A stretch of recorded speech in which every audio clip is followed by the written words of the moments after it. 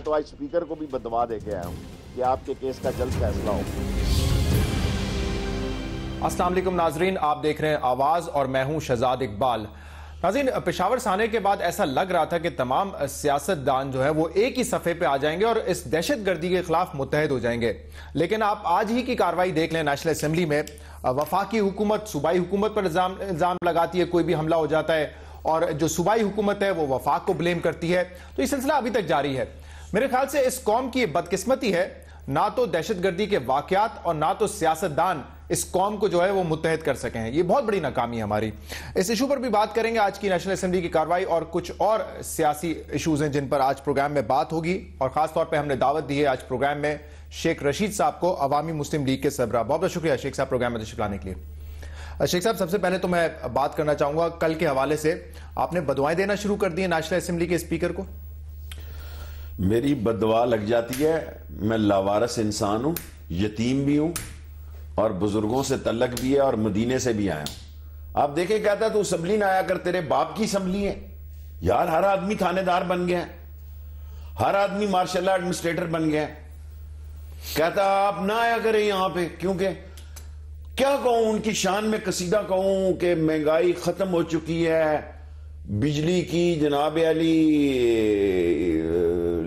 लहर बहर है, गैस। मैं खुदा की कसम नहीं खाई किसी सेशन में, आज मैं खाता हूं कि मुझे लाल हवेली के स्टाफ ने कहा जी कि आप 4 महीने से लाल हवेली, 1 महीने हमें बिल आ रहे हैं, गैस नहीं है, बिल आ रहे हैं, चोर हैं, डाकू हैं, लुटेरे हैं, बेईमान हैं, नाहल हैं, नकम्मे हैं। खुदा इनको या हिदायत दे दे या इनको साथ कोई वो करे कि आंदा नस्लों में भी याद रहा। और स्पीकर के बाप की असम्बली है, खुद नाहल होके आ रहा है, खुद अपने केस पे वो जाने, वो इमरान खान का गुस्सा मुझ पे निकाल रहा है। मसला उसका खान के साथ है, उसको खान और शेख का फर्क ही नहीं पता। हम तो मस्कीन लोग हैं, हम तो बददुआ ही दे सकते हैं। वो पीटीआई नहीं है ना असेंबली में, तो इत्तेहादी तो आप ही बचे ना फिर उनके। तो इसका मतलब यह है कि मुझ पे गुस्सा निकाले। कभी आपने असेंबली के फ्लोर पे सुना है? नहीं, तो स्ट्रेट अवे उन्होंने ये कहा कि आप असेंबली में ना आया करें। ना आया करें। अभी आप सुनेंगे, जिस दिन मैंने तो जरा लेवल कम रखा क्योंकि खुर्शीद शाह, अखबारों ने बड़ी सुर्खियां लगाई हैं, खुर्शीद शाह के कहने पे मुझे 2 मिनट दे दिए गए। नौजुबिल्लाह मिन ज़ालिक, मैं खैरात में बोलना चाहता था। मैं 8 दफा रावलपिंडी को रिप्रेजेंट कर चुका हूं, 1 दफा हारा भी हूं। क़यामत नहीं आ गई, हारते भी हैं लोग, बल्कि हरवाया गया हूं। ऐसे आलम में स्पीकर मुझे कहता जी आप असम्बली के बारे में बाहर जाके बातें करते हैं, जमहूरियत के बारे में।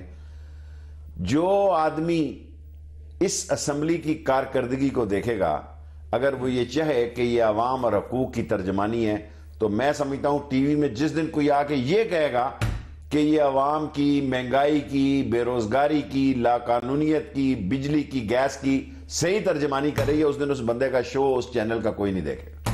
तो शेख साहब, तो कल जब आपको बोलने का मौका मिला तो उस पर आपने क्या गैर पार्लिमानी लफ्जों का इस्तेमाल किया था, इसलिए फिर रोक दिया गया आपको? सच बात यह है, he is a master vice, उसको नवाज शरीफ साहब की हिदायत है। पहले मेरी सीट देखें, अड्डा पीर वदाई पे लगा देते हैं, मुझे फुटबॉल बनाया हुआ है। मेरे माइक आप रिकॉर्ड उठा के देखें असेंबली में, जब मैं पीक पे पहुंचता हूं मेरा माइक बंद कर दिया जाता है। किसके कहने पे? साहब बोलने नहीं सब कुछ नवाज शरीफ के कहने पे, क्योंकि उसकी सुई फंसी हुई है, वो इन ट्रबल है, वो ज़हनी तौर पर सुकून में नहीं है। जब तक ये 122 का फैसला नहीं आएगा उसका, और मुझे तो शक है किसी दिन ये असेंबली भी कोरिया की असेंबली ना बन जाए। और मैं, इजलास ये छोटा है, जिस दिन बड़ा इजलास हुआ उस दिन मैं भी कोई स्ट्रेटजी बना के जाऊंगा। अगर ये इजलास रहा तो फिर ठीक है, फिर मैं 5 कुल पढ़ूंगा इस असेंबली में जाके, 4 कुल पढ़ूंगा। कल क्या बदवा दिया आपने कि तेरा अल्लाह सही फैसला करे और जल्द फैसला करे। NA 122 का, NA 122 का, कौम की जान छूटे। मॉनिटर ही अगर नालायक है, मॉनिटर पर एक पार्टी लीडर उंगली उठा रहा है, वो सारा तोप का रुख, उसको और कोई मिलता नहीं। और फिर बड़े, आज देखें सारे अखबारों ने शाह सुर्खियां लगाई हैं। मैं उनका मशकूर हूं, खुर्शीद शाह ने मेरे लिए कलमा खैर कहा, लेकिन मैं को खैरात में वक्त नहीं लेना चाहता। वैसे भी इस असेंबली की डिबेट को कौन सुन रहा है जी? उससे ज्यादा लोगों ने इस बात को सुना है कि मैंने पार्लियामेंटेरियन को बोलने का हक तो है, ये तो बात है। अच्छा चलें, थोड़ा सा पीछे आते हैं। आप उम्रा करके आए, मुबारक हो उसको, आपको उसकी। आपकी मुलाकात हुई ताहिर कादरी साहब से, और मुझे याद है जब मेरे प्रोग्राम पे आप मौजूद थे और कादरी साहब ने अपना धरना खत्म किया था, आप बड़े मायूस थे उस वक्त। कादरी साहब ने धरना क्यों? देखो जी, मैं तो दोनों धरनों से खत्म करने से मायूस था। मैं तो अभी भी धरने में हूं। कौम धरने में खड़ी है, कौम धड़न तख्ता चाहती है इस हुकूमत का। और जो फौज को ये इस्तेमाल करना शुरू हो गए हैं इमेज के लिए, अपना तो इनका इमेज गरक हो गया। पेट्रोल के लिए वजीर कहता है कि ये भिखारी थे। देखें, आप देखें हमारे बारे में क्या जुबान इस्तेमाल की जा रही। कहा उसने ठीक है कि हम बेकारी हैं, हम मजारे हैं, हम इनकी फैक्ट्रियों के मुलाजम हैं, इनके मुंह से जो गिरता है वो हम खाते हैं, ये जो बांटते हैं वो हमारे हिस्से में आता है, नौजुबिल्ला मिन जालिक। ये है इनकी सोच बादशाह की। 10 दिन तक कौम की बहू बेटियां बच्चे नौजवान लाइनों पे लगे रहे। कहता है भिखारी थे ये, इन्होंने खैरात देनी है ना, मुफ्त पेट्रोल बांट रहे हैं। 40 अरब रुपए का इनको कहते हैं कि हमने खजाने को नुकसान पहुंचाया है। भिखारी, और वो कह रहे थे मीडिया जिम्मेदार है इस बहरान का। सर जी आप मुझे बताएं, 40 अरब रुपया इन्होंने इत्तफाक फाउंड्री से दिया है। वो 44-43 डॉलर पे तेल आ गया है। अगर नवाज शरीफ साहब वहां अफसोस पे गए हैं, वहां तेल की हल्की सी 2 दफा गए हैं, इनको 35 डॉलर पे मिल जाएगा। कहां 35 या 40, चलो हाजिर ड्यूटी सर्विस लगाएं 44 डॉलर, कहां 120 और 115 डॉलर। इनको तो 15-20, ये तो 50 रुपए पे पेट्रोल होना चाहिए। और 27% जीएसटी लगा दी है, एक महीने में 10 दफा। देखें असेंबली इनके बाप की है, स्पीकर जो है वो कहता ना आया करो। ब्यूरोक्रेसी जो है वो इनके रहमो करम पे है, एडमिनिस्ट्रेशन सारी नाकाम हो चुकी है। और मैं आज आपके प्रोग्राम में फौज से ये कहना चाहता हूं, बराए मेहरबानी इस नवाज शरीफ के वायरस से दूर रहें आप। ये वायरस फैलता जा रहा है और ये फैलते फैलते आपको लेना चाहता है। और अगर ये वायरस नवाज शरीफ वायरस फौज तक पहुंच गया तो फिर अल्लाह ताला, क्योंकि आज सारी कौम और सारी दुनिया फौज की तरफ देख रही है, सारी कौम रहील शरीफ की तरफ देख रही है। कुछ ना करें, इनको रहने दें इसी तरह ये सियासी तौर पे गरक हो गए। कुछ ना करें, जमहूरियत के साथ रहे, फौज कमिटेड रहे। मैं एक दफा फिर उस सवाल पे आऊंगा। कादरी साहब से आप मायूस थे, आपने कहा इमरान खान साहब से मायूस थे कि उन्होंने भी धरना खत्म कर दिया।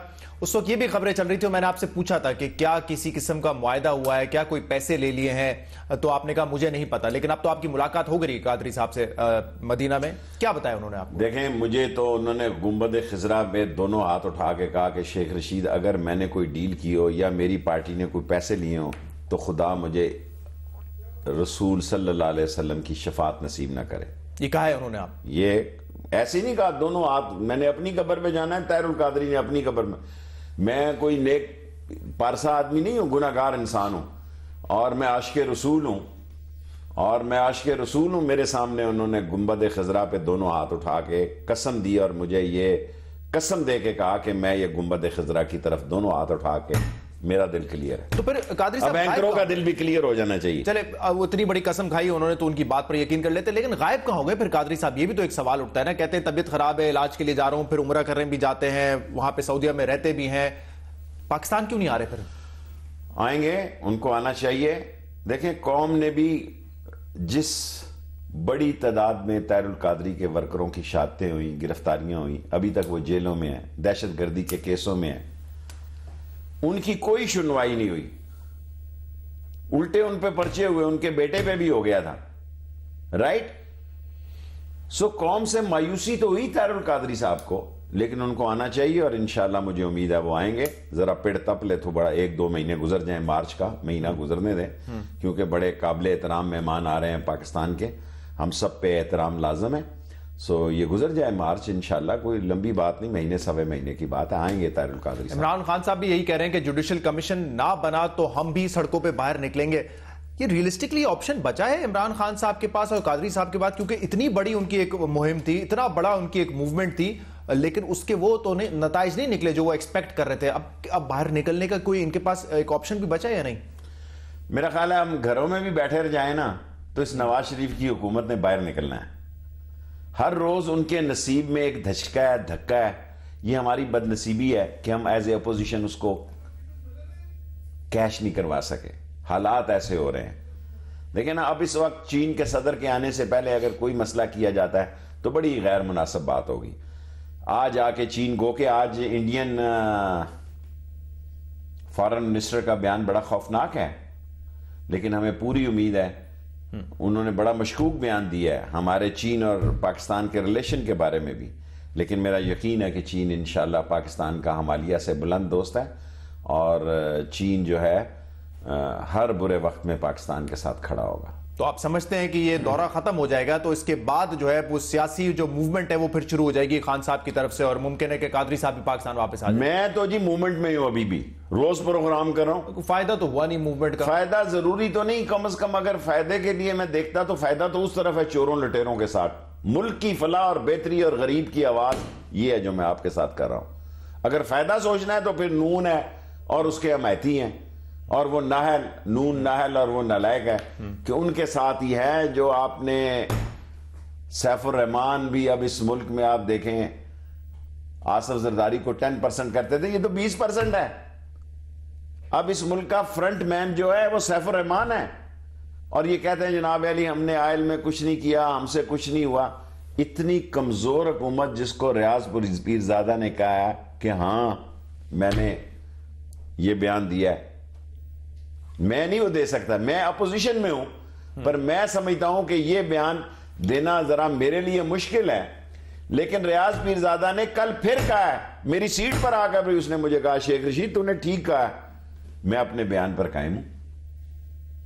अच्छा, नाकामी की क्या फिर वजह थी ये बता दें, मूवमेंट उस तरीके से कामयाब क्यों ना हो सकी? मुझे पता है खान साहब एक बात करते हैं कि हमने बड़ा लोगों को है जो है समझ दे दी है, शऊर दे दिया, वो अपनी जगह, लेकिन जो जिस मकासद से वो आए थे टेक्निकल सवाल पूछ रहे हैं। नाकामी कहां पे?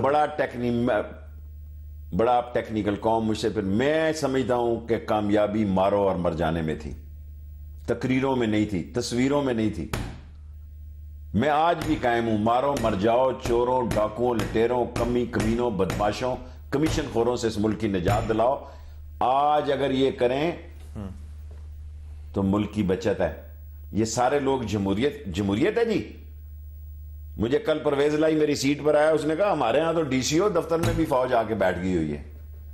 फिर मुझे शेखुपुरा किस तरफ के लोग हैं, मैं परवेज लाई का इसलिए नाम लेता हूं कि कल ये ना हो कि आप कहें कि मैं इतनी बड़ी बात कह गया कि फौज डिस्ट्रिक्ट्स में फौज अमली तौर पे आ चुकी हुई है।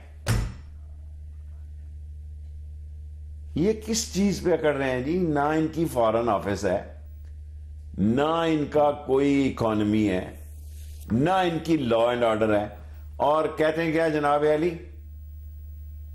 कि हमने दिफा, आज उन्होंने कहा कि दफाई अमूर पे हमारे में गलतफहमियां ना पैदा की जाएं कि हमने दिफा और मसला कश्मीर और अमेरिकन तल्लकात जो हैं।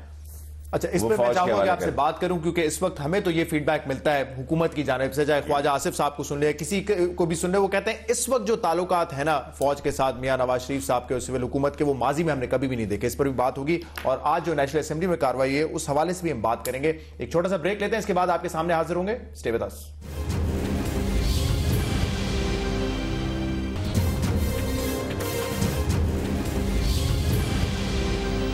वेलकम बैक नाज़रीन। प्रोग्राम में हमारे साथ मौजूद है शेख रशीद साहब। ऐसा लगता है कि इमरान खान साहब तो जो है वो गो नवाज गो से पीछे हटके अब सिर्फ जुडिशल कमीशन का मुतालबा कर रहे हैं, लेकिन शेख साहब अभी भी गो नवाज गो मोड में मौजूद है। शेख साहब देखें, ये बात तो आपकी दुरुस्त हो सकती है कि बहुत सारे इशूज पे मियां नवाज शरीफ साहब की हुकूमत कॉम्प्रोमाइज करेगी, फौज का जो इनपुट है बहुत सारे मामलात पे वो बढ़ जाएगा, लेकिन इससे एक बात तो सामने आई है ना कि अब इनके ताल्लुकात बेहतर हो गए हैं बहुत हद तक, और शायद अब ये जो 5 साल हुकूमत का टर्म होता है वो भी मुमकिन है कि नवाज शरीफ साहब पूरा कर लें।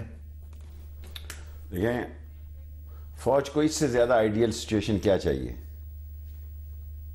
जिम्मेदारी भी कोई नहीं है, जूतियां सारे मुल्क में मैसेज जा चुका है। कल मैंने बात कही, मैं दोहराना नहीं चाहता, 3 किस्म के मार्शल्ला होते हैं। एक होते हैं फीका सा मार्शल्ला जो आता है, टीचरों की हाजिरियां लगती हैं, आबियाने के मसलों को देखा जाता है। फिर मीठा मार्शल्ला होता है, ये अमेरिकन तल्लकात, ब्रिटिश, 10 डाउन स्ट्रीट, चीन, अफगानिस्तान, इंडिया, ये मीठा मार्शल्ला होता है। फिर वो कड़वा वाला आता है, मास्टर लाल वाला। सो अब उनको कोई ऐसा मसला नहीं है। अभी तो देखें ना, 23 मार्च एक मैसेज आ रहा है, फौज का इमेज बिल्डअप, मैं ये दोहरा चुका हूं, दोहराना नहीं चाहता। आज पाकिस्तान में सारे सियासतदान एक पलड़े में रख दिए जाए, राहील शरीफ दूसरे में। ये नहीं कहता मार्शल्ला की मैं बात कर रहा हूं, ये फट कहना शुरू। आज मियां साहब ने बयान दिया, हमारे और दफाई अमूर के ओ बाबा तुम्हारे दफाई उमूर के, अब देखें हर बात कहते हैं मेरे आज़म है पाकिस्तान के, तो जाहिर सी बात है हमारे ही कहेंगे ना, मेरे ही कहेंगे और क्या कहेंगे। खुदा करता, खुदा करे कि वो वजीर आजम बने। देखिए बैठ जाने से तो मनमून भी तो सदर है, सारे फौजी कमांडर उसके नीचे हैं जी। जो सदर होता है, जो सदर ममनून हुसैन साहब जी, ममनून हुसैन साहब काबिल एहतराम, वो क्या होता है फौज का कमांडर, मेन, सारी फौज उसके अंडर है। तो बंदा तो इस काबिल लगाओ ना कि जिसको समझ हो गया। अब आपके दही भल्ले वाला और चाट वाला लगाओ, आप गवर्नर देखेंगे क्या लाएंगे ये, सर ये इन्होंने मासी वेड़ा बनाया हुआ है। तो फिर यही कहेंगे ना, ये जाती उम्रे का सेन बना दिया हुकूमत इन्होंने, ये मासी वेड़ा बनाया हुआ है इन्होंने। इस मासी वेड़े में इन्हें मुलाजिम चाहिए। एक सर्वर जो था इनका खानदानी नहीं था, ऐसे ही जरा से बयानात देने शुरू हो गया था, और वो तो एक एंकर को उसने फोन टका दिया कि मैंने इस्तीफा दे दिया, वरना इन्होंने कहा था कि हमने इस्तीफा ले लिया है। एक दो चैनल, ख्याल में सरवर साहब ने इस्तीफा खुद दिया है या इस्तीफा मांगा गया है उनसे, उनके बयानात की वजह से? इस्तीफा दिया उन्होंने मेरे ख्याल में, गो मेरी उनसे गप नहीं हुई, लेकिन मैं ये समझता हूं कि उन्होंने इस्तीफा दिया शाम को, और सुबह इन्होंने उनको लीक उसी वक्त कर देना चाहिए था। वो जरा थोड़े से, लेकिन उन्होंने भी देखे ना चार्जशीट तो एक लंबी चौड़ी पेश कर दी कि पंजाब में क्या हो रहा है, क्या होना चाहिए। वो कहते हैं कि तमाम सियासतदान बरतानिया जाते हैं, वहां से सीख के कुछ नहीं आते, लेकिन फिर भी मियां नवाज शरीफ साहब के खिलाफ या शहबाज शरीफ साहब के खिलाफ कोई बात तो नहीं की ना उन्होंने। करनी क्या थी, नंगी नहाएगी क्या और नचोड़ेगी क्या। देखे ना, ये तो अब कोई शो करेगा, यहां कोई दाने 2-3 होएंगे तो बताएगा ना कि मेरे पास जनाब अली 2 मेंबर ये राई हैं, 2 ये राई हैं, 1 ये राई है। शो करने की गेम है। अब अकेला तो चोई सर्वर जो है लंदन में जाके तो उसकी ओवरसीज पाकिस्तानियों में बड़ी बात होगी, लेकिन पाकिस्तान में तो देखे ना, बैठे कबूतर और होते हैं, उड़े कबूतर और होते हैं। लेकिन इस बात से आप इत्तेफाक करते हैं कि बेशक मियां नवाज शरीफ साहब कमजोर हो गए पहले के मुकाबले में, लेकिन उनकी पोजीशन ज्यादा सिक्योर है। बिल्कुल नहीं हुआ, उनकी पोजीशन हवा का झोंका है अभी भी। अच्छा, उनकी पोजीशन मुल्क का जोग्राफिया है, उनकी पोजीशन इस मुल्क की जियो पॉलिटिक्स है, उनकी पोजीशन जो है इंटरनेशनल पॉलिटिक्स में जो एक सारा आलम इस्लाम में गदर मिचा है उसका वो फायदा उठा रहे हैं। उनकी अपनी सियासी पोजीशन बिग जीरो होती जा रही है, ख्वाह आर्मी है, ख्वाह इकॉनमी है, ख्वाह लॉ एंड ऑर्डर है। खुदा ना करे फरवरी मार्च में एक और हादसा को बड़ा हो गया। देखो ना, ये तो बैंकर में बैठे हुए हैं, मैं और आप। अभी एक टेररिस्ट आ जाए इस लाइव शो में, खुदा ना करे सर ये ऐसा हो जाना एक दिन। मैं यहां समा के फंक्शन से गया था तो मुझे बड़े स्नैपर की गोली मारी नीचे से उतरते सारी, और जब गोली मारी तो पुलिस वाले कहते थे इधर हवाई आ गई होगी। फिर तो चौधरी निसार ने कहा यार मैंने लाकर इनको लंदन के जिस नंबर से मुझे फोन आया कि शेख रशीद तीसरी दफा तुम बच गए हो, छोड़ेंगे नहीं आपको। मैं खुद लंदन गया, जो हमारे लॉर्ड हैं, क्या नाम है, नजीर साहब, उनके साथ मैं उनको गया। उन्होंने मुझे कहा जी ये बंदा पहले भी, ये नियाज रहीम और ये उर्फ हलाल बेग कमांडर, ये पहले भी हमलों में आप पे शामिल था, और वो मैंने तहरीरी आईजी को ला के दरखास्त दी।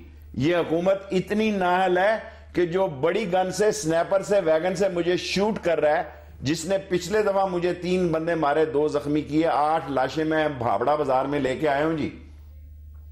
7 नवंबर 1968 को मैं सियासत में आया, पहली लाश हमीद शहीद की मेरे साथ गिरी पॉलिटेक्निक में। 2 लाशें फिर मैं 9 को अपने मोहल्ले में लेके आया, अब ये 5 लाशें लेके आया। कोई बंदा ये नहीं कह सकता। मैंने खुद आईजी के दफ्तर में कहा जी कि ये लंदन की रिपोर्ट है, ये लंदन वाले कह रहे हैं कि ये बंदा है नियाज रहीम। आज जो है नेशनल असेंबली में हमने फिर ये देखा है शेख साहब के प्रोविंशियल हुकूमत जो है वो जिम्मेदारी डालती है वफाक पे, वफाक डालती है सूबाई हुकूमत पर। अब इशू क्या है, क्या नेशनल एक्शन आपको पंजाबी समझ आती है? एक मैं पंजाबी की बात करूं। हाँ। पंजाबी में कहते हैं अन्ना मारे अन्नी नू, अन्ना मारे अन्नी नू, मुक्का लगे थमी नू। ये अंधा अंधे को मार रहा है, मुक्का खंबे को लग रहा है, बेगुनाह बेचारा खंबा। सर अब किस किस पे नलायकी डालेंगे आप? मैं तो बहुत पहले कह चुका था कि चौधरी निसार ने गवर्नमेंट को छोड़ना है। मेरा तज्जिया यहां भी गलत हुआ, वरना मेरा ख्याल था कि जिस चौधरी निसार को मैं जानता हूं वो इस गवर्नमेंट के साथ नहीं चल सकता। अच्छा, मेरी ये जाती राय है कि किस तरह वो चल रहा होगा। देखे ना, नवाज शरीफ ने उसके हाथ पांव बैर बांध के उसको इत्तेदाज हसन से असेंबली के अंदर जो उसके साथ हुई है, किसी दुश्मन के साथ ना हो, क्या वो नवाज शरीफ की मर्जी के बगैर हुई? देखें, जो फनकार लोग होते हैं ना शहर में, जो बड़े मेरी बात सुन ले, मुझे आमद आ रही है इससे, जो बड़े उस्ताद, दादा उस्ताद होते हैं, उसको पै जा, रात को कड़का दे इसको, बाद में भाई क्या कर रहे हो, जमहूरियत को खतरा लाक हो जाएगा। जो दादा उस्ताद होते हैं ना, वैसे काम करते हैं, अगले को रोक रखना। शेख साहब जितनी मुझे बात खत्म कर लें, मुझे बात खत्म कर लें, देखें मुझे बात खत्म कर लें। जितने दौर में मैं नवाज शरीफ के साथ रहा, वहां ऑलमोस्ट चोई निसार एक डिप्टी प्राइम मिनिस्टर का रोल अदा करता था। अब वो रोल उसका समधी इसहाक डार कर रहा है। वो जब ये रोता है कि मुझे पैसे नहीं मिल रहे, टेक्निकल नहीं मिल रहा है, फलानो, सही रोता है, उसको कैसे देगा वो? देखें, इस वक्त चौधरी निसार को मैं यही मशवरा दे रहा हूं कि वो इस हुकूमत को छोड़ दे। जो उसके आने वाले दिनों में भी ये बात उसके काम आएगी कि नवाज शरीफ को अस्सलाम वालेकुम कहे, ना चौधरी निसार को इसहाक डार ने पैसे देने हैं, ना नवाज शरीफ को उसकी as a deputy prime minister जरूरत है। शेख साहब, और इस मुल्क में जो खाना जंगी बढ़ती चली जा रही है, उसमें यमन से लेके जॉर्डन तक और जॉर्डन से लेके सराब गोट तक जो आग लगी हुई है, ये लोगों के बस की बात नहीं है जी। शेख साहब, जितनी मर्तबा आप इलेक्ट हुए, गालिबन उतनी ही मर्तबा चौधरी निसार साहब इलेक्ट हुए, ये आपने खुद कह दिया, मैं यही कहने जा रहा था। तो ये आपको नजर आ गया कि मियां नवाज शरीफ साहब ने थपकी दी थी एतजाज हसन साहब को कि थोड़ा सीधा करें उनको, ये चौधरी निसार साहब को यह सियासत नहीं नजर आएगी? चौधरी निसार के वालिद मरहूम थे ना जी, ब्रिगेडियर साहब, तो वो कहा करते थे, मैंने जिंदगी में एक बड़ी गलती की है कि जिस बेटे को मैंने फौज में भेजना था उसको मैंने सियासत में भेज दिया, और चौधरी इफ्तिखार मरहूम को मुझे भेजना चाहिए था सियासत में, उसे मैंने फौज में भेज दिया। सो अब चौधरी निसार को उस वक्त समझ आएगी जब गुड्डी कट जाएगी। अच्छा, आज चौधरी निसार साहब ने वैसे एक बड़ी अहम बात की, क्योंकि आपने पहले भी सुना होगा, उन्होंने कहा था कि हर फर्द की जिम्मेदारी है कि वो नजर रखे, कोई 50 रोटी लेने जाता है तो उसकी इतला जो है फौरन करें कि शायद मशकूक हो वो लोग। आज उन्होंने ये भी बताया कि शिकारपुर में जो खुदकुश हमलावर था, उसके कपड़े से उन्होंने उनके दर्जी को पकड़ लिया है। तो मतलब कम से कम कहीं ना कहीं एफर्ट तो नजर आ रही है ना। सर जी, मैं आपसे अर्ज करूं, अगर आप मुझे 1 मिनट दें, मैं आपसे, देखें, शौकत अजीज का केस दर्जी से पकड़ा गया, ठीक है। ये जो लोग करते हैं, एक दिन केस नहीं करते, बड़ी वेल प्लानिंग 20-20, 30-30 दिन, 23-23 दिन रैकी करते हैं। यहां 12 को में हक्कानी का एक बेटा मारा गया जी, रोटियां लेने गया तंदूर। वो छोटा आदमी नहीं था, गवर्नमेंट को तब पता लगा जब वो गाड़ी समेत डेड बॉडी जो है इलाका गैर में दाखिल हो चुकी थी। और मैं एक और बात अर्ज करना चाहता हूं आपसे, पेशावर की तो डेड बॉडियां वहीं पड़ी हुई थी ना, पेशावर में तो कोई खुदकुश नहीं था ना, उसकी तो डेड बॉडियां वहीं थी, कपड़े भी वहीं थे, पूरा जिस्म सालम मौजूद था। सर, इस जंग को लोग देखें, एक प्रोग्राम शायद आप भूल गए हैं कि मैंने कहा कि ये मंडी बहाउद्दीन में जो लाश आई है साल 6 महीने पहले सीरिया से, इसको आसान मत समझा जाए। फिर 4 दिन बाद मंडी बहाउद्दीन उसके गिरदोनवा में लाश आई सीरिया से।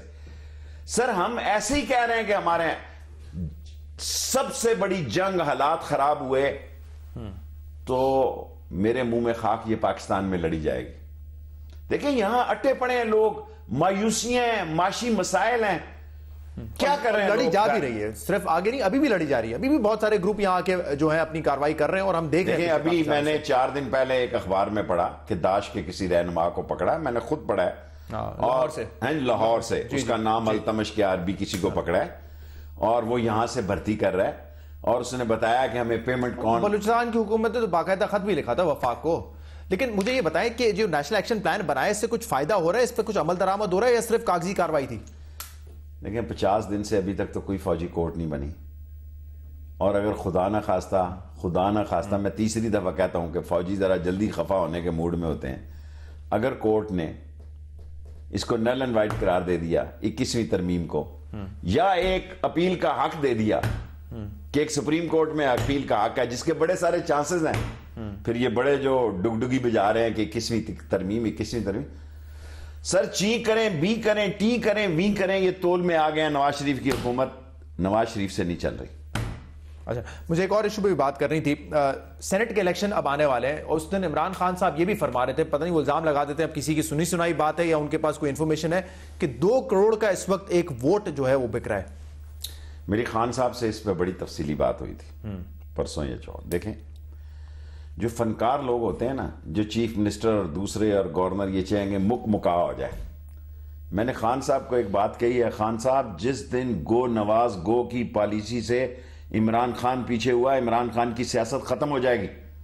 और जो अकल का अंधा ये बात देखे ना, 6 सीटें वो कह रहे हैं हमारी हैं अगर इमरान खान साहब पख्तूनख्वा से जी। एक जमात ले ले 5 मैं कहता हूं जी 3 आती हैं, 2 आती हैं। बिकने वालों का मुंह काला होगा ना, इमरान खान और तहरीक इंसाफ पे बात तो नहीं आती ना। मुका नहीं करना चाहिए। अगर ये इलेक्शन उस सतह पे जाके ये अनअपोज लड़ने जाते हैं, जो देखें इसका मतलब मैं फिर आप मुझे नजर आता आप कहेंगे वक्फे की बात। देखें, इस मुल्क में कई सालों से सूबाई मेंबरों पर एतबार नहीं किया गया। आज तक सूबाई असम्बली के मेंबरों ने वोट ही नहीं डाला कि ये बिकाऊ माल हैं, ये बिक जाते हैं। आपस में तय कर लेते हैं, ये मुशाहिद हो गया जनाब आप ले लें, ये फलां हो गया, ये 2 आप ले लें। कल मेरे पास एक बंदा आया, कहता यार कोई कहानी बन सकती है। मैं कहा भाई किस तरह कहानी बन सकती है कि हमें अगर मैं कहा इस माशरे में अगर तुम ये समझते हो कि इमरान खान जहां चला गया, हालांकि मैं इस बात का हामी नहीं था कि असम्बलियों में से मैं कौम को ये बात बताना चाहता हूं। 3 चीजें मेरे इख्तलाफी नोट थी। एक इलेक्शन पे सही कि पार्टी में फूट डाल देता, दूसरा केपीके की गवर्नमेंट में, एंड थर्ड असम्बलियों से जाने का धरने का। मैं बिल्कुल साथ खड़ा हूं। आपने कहा था असम्बलियों से इस्तीफा ना दिया जाए। मेरा मतलब है, मेरी राय थी ना, करना तो है। अब वो वहां चले गए हैं कि अगर इस इस्तीफे को वापस लेते हैं तब मारे जाते हैं। और जुडिशल कमीशन इमरान खान को, मैं पहले दिन से कंटेनर पे कह रहा हूं, शाह महमूद साहब मेरी तरफ देखते थे, अब मुझे मिले मक्का में, कहने लगे यार तुम ठीक ही कहते थे। मैं कहा यार मैंने उनके साथ वक्त गुजारा है। अच्छा, ये टाइम गेन करते हैं, बिजनेसमैन है। मुझे इसी पॉइंट पे एक ब्रेक लेने दें और इसके बाद हम मजीद बात भी करेंगे सेनेट के इलेक्शन के हवाले से। और इसके अलावा हुकूमत ने यह भी कहा है कि अब 2-3 साल की बात नहीं है, लेकिन बिजली और गैस का बहरान हम अपनी मुद्दत खत्म होने तक जरूर जो है खत्म कर देंगे। इस पर भी बात होगी एक ब्रेक के बाद।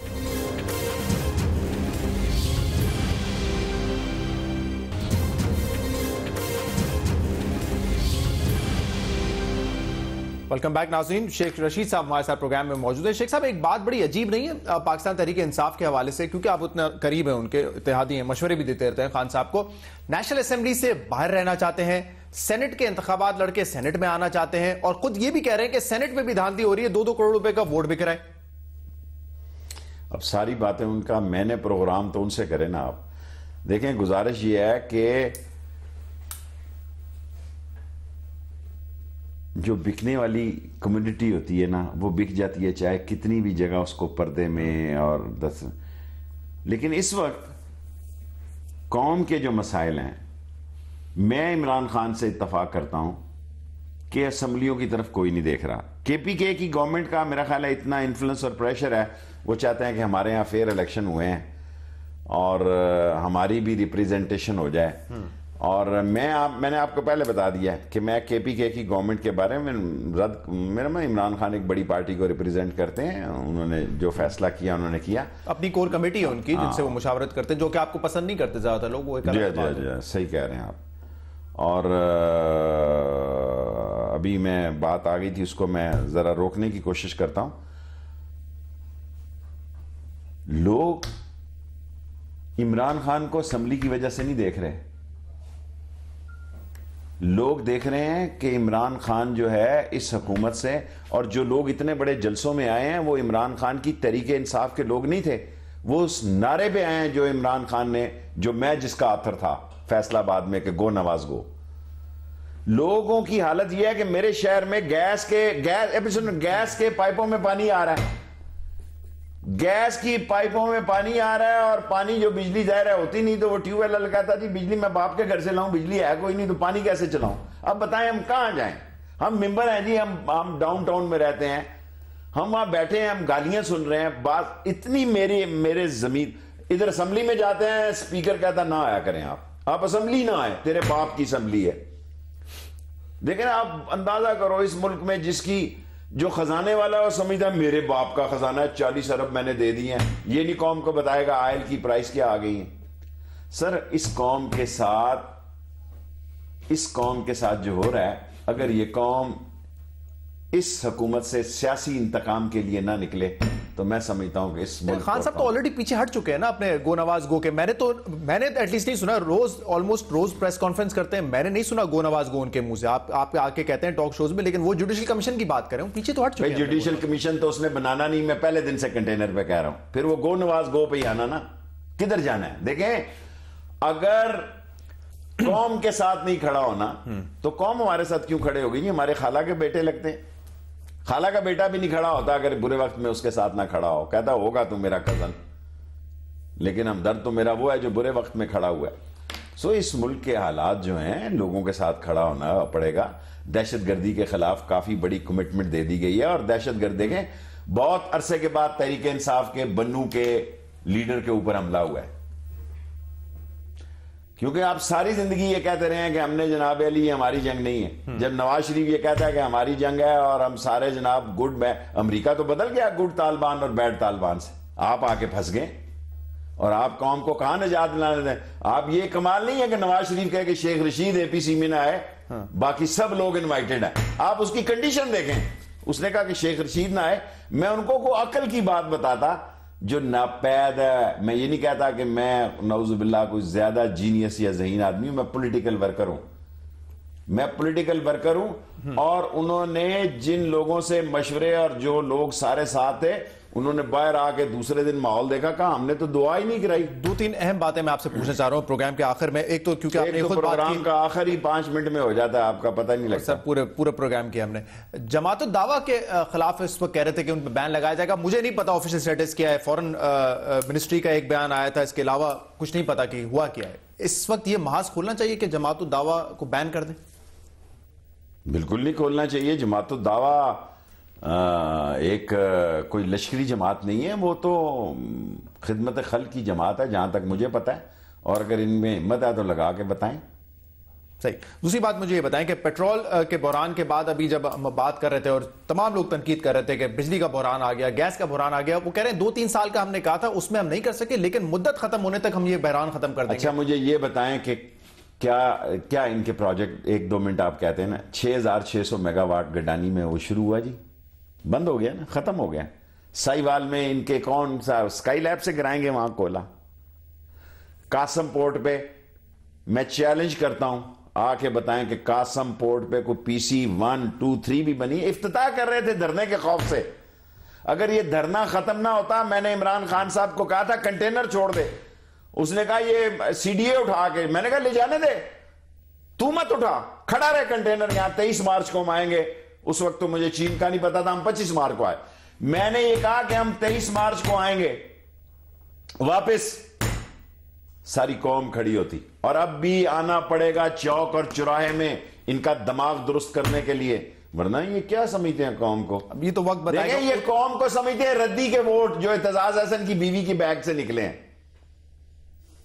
मैं इमरान खान के 122 की जिक्र ही नहीं करता, मैं एतजाज हसन की बात करता हूं जिसकी बीवी के बैग से रद्दी निकली। एक मौका और ले लें, क्योंकि पहले भी आपने अवाम को बाहर निकालने की बात की, आपसे मुराद है आपने, कादरी साहब ने, इमरान खान साहब ने, एक मौका और ले लें, और अगर अब भी उतरे लोग नहीं आए तो इसका मतलब फॉल्ट आप लोगों में ही है। फिर हमारे में फॉल्ट नहीं है, फिर मुर्दा कौम है, फिर हम कब्रों पे जाके अजाने देंगे, फिर हम नवाज शरीफ और रहील शरीफ और शहबाज शरीफ की बात नहीं करेंगे, फिर हम इस तरह झोली उठा के दुरूद शरीफ की बात करेंगे। अच्छा, एक नई पार्टी भी ऐसा लग रहा है कि उभरने वाली है, और जनरल परवेज मुशर्रफ साहब जो हैं वो राब्ते कर रहे हैं फंक्शन लीग से, गौस साहब से भी उनकी मुलाकात हुई। कुछ लग रहा है आपको कि एक नई पार्टी जो है आजकल ताल्लुकात काफ लीग के साथ भी बेहतर कर रहे हैं मुशर्रफ साहब? मुशर्रफ साहब को तो मिले हैं काफ लीग वाले, कल परवेज मुझे बता रहा था, और मैं समझता हूं कि पार्टियां बनाने की जरूरत नहीं है, इत्तेहाद करने की जरूरत है, अपनी अपनी पार्टी में रहें। सही। और इत्तेहाद करें। और इमरान खान को भी मैंने कहा कि गो के माने ना माने, ये ना होगा कल मैंने कहा एक अपोजिशन का इत्तेहाद बनना चाहिए, किसी को गलतफहमी का शिकार नहीं होना चाहिए, शेख रशीद को कोई गलतफहमी नहीं होनी चाहिए, एक यूनानिमस इत्तेहाद बनना चाहिए। जब इलेक्शन का कोई किंग्स पार्टी बनने नहीं जा रही है। नहीं, किंग्स पार्टी फिर किंग खुद आएगा, पार्टी क्यों बनाएगा? हर दफा का नया तजर्बा होता है। कभी ये मार्टर गोला दिखा के टैंक निकालते हैं, कभी टैंक दिखा के G3 होती है, कभी G3 दिखा के एयर अटैक करते हैं। जरूरी नहीं है एक ही हथियार हर दफा इस्तेमाल किया जाए। अब तो नया हथियार आ गया। कल उसकी कौम को मुबारकबाद हो कि जो हमने वो मिसाइल का जी कल आपने एक प्रोग्राम में ये भी जिक्र किया, नबील गबोल साहब के हवाले से काफ़ी बात हो रही थी, वो इस्तीफा देने वाले हैं और मैं सुन रहा था आपको। आपके पास इतलात हैं नबील गबोल साहब क्या मुत्तहिदा कौमी मूवमेंट में ही रहेंगे या कोई और पार्टी ज्वाइन कर रहे हैं, और क्या वो कोई और पार्टी पाकिस्तान तहरीक इंसाफ भी है? मुझे कुछ नहीं इतला, मैं किसी के एतमाद, खबर तो है आपके पास? खबर है, सारी खबरें आपको बताने के लिए तो नहीं होती। अभी बताएंगे, प्रोग्राम के बाद बताएंगे? नहीं, प्रोग्राम के बाद मैं बता सकता हूं, प्रोग्राम में कभी। बहुत बहुत शुक्रिया शेख साहब प्रोग्राम में तशरीफ लाने के लिए। नाज़रीन, प्रोग्राम आपने देखा, इस प्रोग्राम का फीडबैक आप हमें दे सकते हैं हमारे सोशल मीडिया पर। इजाजत दीजिए, अल्लाह हाफिज।